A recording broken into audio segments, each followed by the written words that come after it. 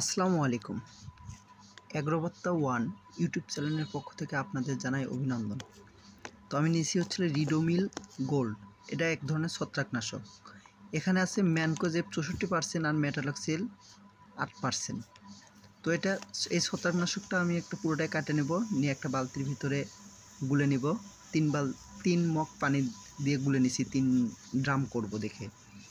তো আমি 3 মেশিন পানি জমিতে দিব। তো আর নিচে হচ্ছিল স্পাইন। এই স্পাইনের ভিতর আছে এমামেকটিন আর এমামেকটিন বেনজয়েট। তো এটা বিভিন্ন ধরনের কটুই পোকা, জাপ পোকা, নেমাটোডা বিভিন্ন ধরনের পোকার কাজ করবে। আর একটা নিচ্ছি ফেনকট।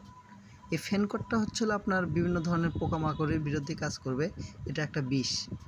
তো এই দুইটা একসাথে মিশাবো না, আমি টাঙ্কির ভিতর নিব। নেওয়ার ফলে এটা আছে 50 মিলি, এই ফেনকট আছে 50 মিলি। তো 50 মিলির ভিতরে আমি নিব হচ্ছিল 15 গ্রাম করে, 15 45 মিলি। আর তিন মগ পানি দিছি আমি এখানে রিডোমিল গোল্ডের ভিতর। তো এক মগ করে নিব, আর একটা স্পাইন ছেড়ে দেব, আর 15 মিলি দিব হচ্ছিল ফেনকট। তো আমার 1 গ্রাম করে ওষুধ তৈরি হয়ে যাবে। তো এই ওষুধ তৈরি হয়ে যাওয়ার পরে আমি এটা 3 ড্রাম আমার ওষুধ লাগবে। তো 3 ড্রাম আমি পরিমাণ মতো পানি দিয়ে 16 লিটারের একটা ট্যাঙ্কিতে পানি দিয়ে আমি ওষুধটা স্প্রে করে দেব। তো স্প্রে করার জন্য আমি একটা ভাইকে নিয়ে আসছি। তো ভাইয়াটা স্প্রে করতেছে, দেখেন আপনারা। একটু তাড়াহুড়ো করে ভিডিওটা বানানো, ওই জন্য স্পষ্টভাবে দেখা যাচ্ছে না।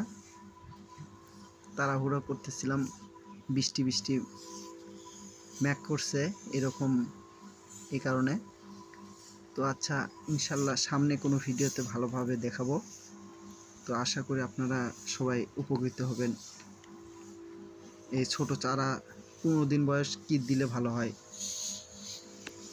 আচ্ছা, ধন্যবাদ আপনাদের।